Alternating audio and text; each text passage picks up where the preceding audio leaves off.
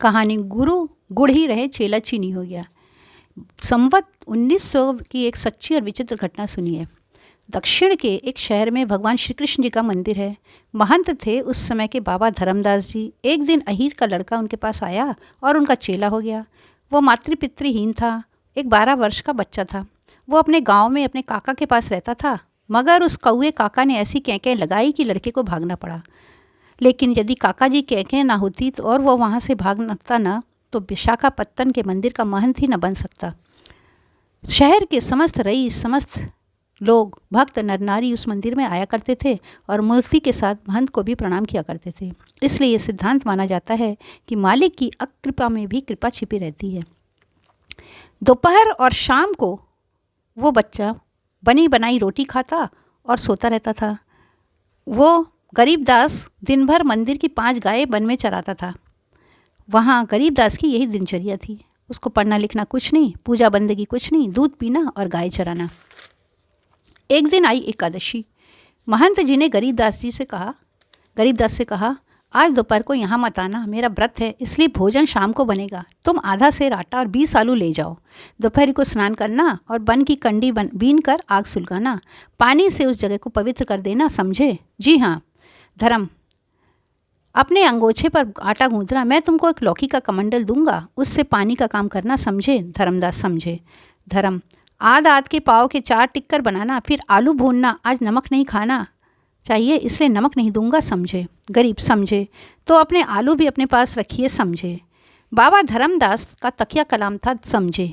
चेला गरीबदास ने भी वही तकिया कलाम स्वीकार कर लिया था। इस हरकत पर बाबा जी नाराज नहीं हुए, बल्कि प्रमुदित हुए कि चेला ने कम से कम एक बात तो सीखी। धर्मदास पागल है क्या? नमकहीन आलू और भी अच्छे लगते हैं, सौंधापन मिलता है, समझे? गरीब, समझे। धर्म, जब भोजन बन जाए तब अपने गले का हीरा उतारना, समझे? गरीब, समझे। हीरा कैसा, समझे? धर्मदास, जिस दिन तुझे चेला किया था उस दिन तेरे गले में एक शालग्राम की मूर्ति ताबीज बनाकर बांध दी थी, उसी को हीरा कहते हैं। और वो ताबीज है कहाँ? तेरा गला तो सूना है, समझे? गरीबदास, समझे। उतार कर फेंक दिया, समझे। धर्म, बड़ा गधा है, कहाँ फेंक दिया, समझे? गरीब, छप्पर में खुरस दिया है, समझे। धर्म, पूरा उल्लू मालूम पड़ता है, समझे। अबे उसे फेंक क्यों दिया, समझे? गरीब, गले में पत्थर बांधने से क्या फ़ायदा, समझे। सोते समय कभी कभी वो गले के नीचे आ जाता था तो मालूम पड़ता था कि जान गई, समझे। मैं उसे नहीं पहनूंगा, समझे। धर्म, अरे राम राम, चेला है कि चैला, समझे। ले आ उसे मेरे पास, समझे। गरीबदास घबरा गया, कहीं वृद्ध साधु उसे उस नाहक पत्थर के लिए पीटने न लगे। ये सोचकर वो चटपट ताबीज खोज लाया और गुरु जी को दे दिया। धर्म, देखो बच्चा, तुम अभी नादान हो, समझे। इस कपड़े के भीतर शालग्राम जी की मूर्ति है, समझे। मूर्ति के भीतर गोपाल जी रहते हैं, समझे। गरीब जी, वही गोपाल जी कि जिन्होंने वृंदावन में अवतार लिया था, समझे। मेरी ही जाति के थे, अहीर थे, दिन भर गाय चराया करते थे और मुरली बजाया करते थे, समझे। धर्मदास जी, हाँ हाँ वही, समझे। जब भोजन बना लो तब इस ताबीज को गले से उतारकर आगे रख देना और कहना, गोपाल जी भोग लगाओ, समझे। फिर तुम भोजन करना, समझे। गरीब, समझे। धर्म, अच्छा तो आ हीरा बांध दूँ, समझे। गरीब, हाँ, समझे। धर्म, कोई हर्ज नहीं, समझे। गरीब, समझे। धर्म, हठ नहीं करना चाहिए, समझे। गरीब, गले में नहीं बांधूंगा, सोते समय कभी गोपाल जी मेरा गला टीप दिया तो? चोर आदमी को दूर ही रखना चाहिए, समझे। मेरी कमर में बांध दीजिए, समझे। धर्म, हुश, कमर में नहीं, आओ बाजू में बांध दूँ, समझे। हाथ जोड़कर आंखें बंद करके भोग लगाना, समझे। गरीबदास ने अपना दाहिना हाथ आगे बढ़ा दिया। बाबा जी ने वो ताबीज बाजूबंद की तरह बांध दिया। इसके बाद आधा सेर आटा और 20 आलू दिए, आधा पाव गुड़ इसलिए दिया कि बाबा जी उसकी बातों पर खुश हो गए थे। इसके अलावा उसने उनका तकिया कलाम भी कंठ कर लिया था। फिर एक तुम्बा देकर कहा, जाओ बच्चा, हर एक एकादशी को ऐसा ही करना पड़ेगा, समझे। गाय लेकर गरीबदास ने नदी का रास्ता पकड़ा। जब दोपहरी हुई तब गुरु जी के बताए विधान के अनुसार गरीबदास ने 4 टिक्कर बनाए, आलू भूनकर भुर्ता बनाया और चारों पर थोड़ा थोड़ा रख दिया। ढाक के पत्तों से एक पत्तल भी बना ली थी, उसी पर चारों टिक्कर रख दिए, मूर्ति भी रख दी। इसके बाद उसने दोनों हाथ जोड़े, आंखें बंद की और फिर कहा, गोपाल जी भोग लगाओ। आंखें खोलकर गरीबदास ने देखा कि चारों रोटियां ज्यों की त्यों रखी है, एक भी कम नहीं हुई। यानी गोपाल जी ने भोग नहीं लगाया। वो सोच रहा था कि कम से कम एक रोटी तो गोपाल जी खा ही लेंगे। फिर उसने नेत्र बंद किए, फिर वही प्रार्थना की, मगर टिक्करों में कमी ना हुई। गरीबदास ने प्रतिज्ञा की कि जब तक गोपाल जी भोग न लगाएंगे तब तक वो भोजन न करेगा। गुरु जी की आज्ञा भी ऐसी थी। दोपहर के 11 बजे से गरीबदास की ये हरकत शाम के 4 बजे तक जारी रही। गोपाल जी ने देखा कि गरीबदास वज्र मूर्ख है। गोपाल जी प्रकट हो गए। वे या तो वज्र पंडित के सामने प्रकट होते हैं या वज्र मूर्ख के, बीच वाले यूं ही मुंह उठाए बैठे रहते हैं। अब की बार गरीबदास ने जो नेत्र खोले तो देखता क्या है कि एक 12 साल का लड़का बैठा हुआ टिक्कर खा रहा है। गरीबदास, गोपाल जी तुम बड़े सुघड़ हो, जीत आता है कि चिपट के रह जाऊं, मगर हो कठोर भी बहुत समझे, मार डाला मुझे भूख से।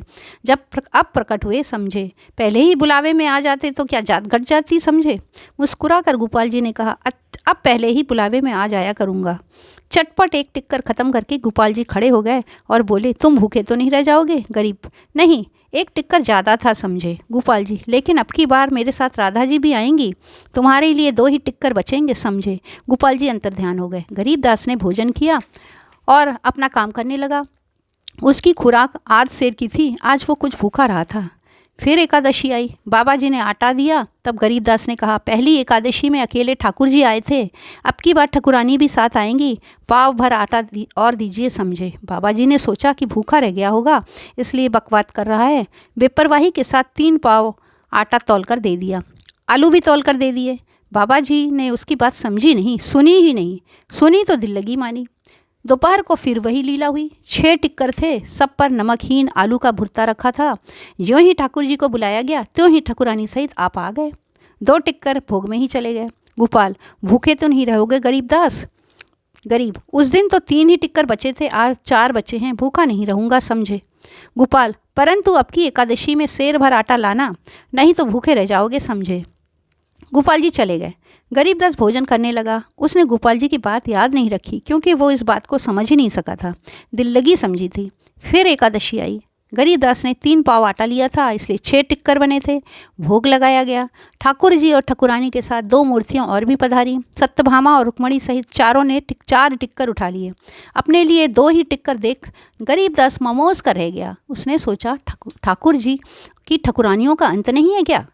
जब सब लोग खा पी चुके तब हंसकर गोपाल जी ने कहा, कहो गरीबदास, मैंने कहा नहीं था कि आधा सेर आटा सेर भर लाना। खैर, अब की एकादशी पर 1.5 सेर आटा लाना समझे। गरीब, सो क्यों समझे। गोपाल, मेरे 2 सखा और भी आना चाहते हैं, मनसुखा और श्रीदामा। वे तो अभी आ रहे थे, कहते थे कि गरीबदास को देखेंगे कि कैसे भोग लगाता है समझे। गरीबदास, उनको लाने की ज़रूरत नहीं, मैं ठाकुर जी को भोग लगाता हूँ या ठाकुर जी के खानदान भर को समझे। गोपाल, समझो चाहे ना समझो, अब की बार आटा ज़्यादा लाना समझे। इस लीला द्वारा भगवान महंत धर्मदास की आंख खोलना चाहते थे।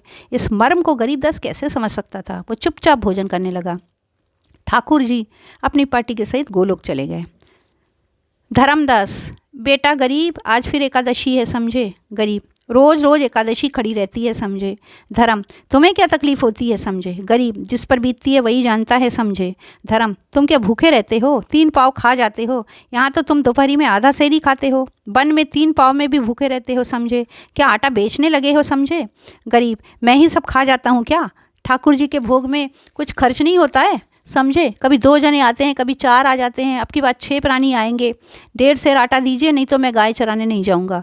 आपकी चैंचैं से तो कक्का जी की कैंकें ही भली थी समझे। धर्मदास ने 1.5 सेर आटा दे दिया। फिर स्थिर किया कि आज खुद दोपहरी में छिपकर देखेंगे कि वो आटे को फेंकता है या बेचता है या क्या माजरा है। भनभनाता हुआ गरीबदास जंगल की तरफ चला गया। दोपहरी हुई। महंत धर्मदास छिप कर वहाँ जा पहुँचे जहाँ गरीबदास टिक्कर बना रहा था। एक झाड़ी में पीछे की तरफ बैठ गए। गरीबदास ने 12 टिक्कर बनाए थे, आटा बचाया नहीं था। सब रोटियों पर थोड़ा थोड़ा आलू का भुर्ता रखा था। जरा जरा सी मिठाई भी सबके साथ रख दी गई थी। दोनों हाथ जोड़कर ज्यों ही गरीबदास ने भोग लगाया तो ही ये क्या, धर्मदास ने देखा 16,000 रानियों सहित 8 महारानियों सहित 3 सखाओं सहित मुरलीधर प्रकट हुए। सब ने सब रोटियां टुकड़े टुकड़े करके खा डाली। उस दिन गरीबदास को कुछ भी न बचा। 16 आना एकादशी को सामने देख वो बेचारा अकपका गया। धर्मदास का शरीर पसीने पसीने हो रहा था। भोग या सर्वस्व भोग लगाकर नटवर तो रासलीला करने लगे। सब लोग नाचने और गाने लगे। गरीबदास ने कहा, मैंने पहले ही कहा था कि चोर आदमी से थोड़ी दूर ही रहना चाहिए समझे। थोड़ी देर बाद वो परस्तान गायब हो गया। वहाँ कहीं कुछ नहीं। मन मारे बैठे हुए गरीबदास के पैर पकड़कर धर्मदास रोने लगे। ये नई आफत देखकर बेचारा गरीबदास और भी घबरा गया और उछलकर दूर जा खड़ा हुआ। धर्मदास, धन्य हो महाराज, जो तुमको साक्षात दर्शन होते रहे और साक्षात भोग लगता रहा। हाय, मुझे तो जीवन भर पूजा करते हो गया, कभी सपने में भी गोपाल जी को ना देखा। आज से मैं चेला और आप गुरु समझे। गरीबदास, आप कहते क्या हैं समझे? आप तो कहते थे कि मैं आटे को बेचता हूँ समझे। धर्मदास, समझे, मैं पापी हूँ, मैं अपने प्रभु द्वारा त्यागा गया हूँ समझे। मुझसे कहीं ज़्यादा आपकी पहुँच है। अब मंदिर पर चलो, आज से आप महंत हुए और कल से मैं गाय चराया करूँगा। गरीबदास और गायों को साथ लेकर धर्मदास जी मंदिर पर गए। गरीबदास के बहुत रोकने पर भी महंती उन्हें दे दी गई। दूसरे दिन से धर्मदास जी गाय चराने लगे। शहर वालों को जब ये घटना मालूम हुई तो उनके हृदय में भगवान श्री कृष्ण का विश्वास बहुत ज़्यादा बढ़ गया। इस घटना पर पब्लिक ने कहा, गुरु गुड़ ही रहे, चेला चीनी हो गया।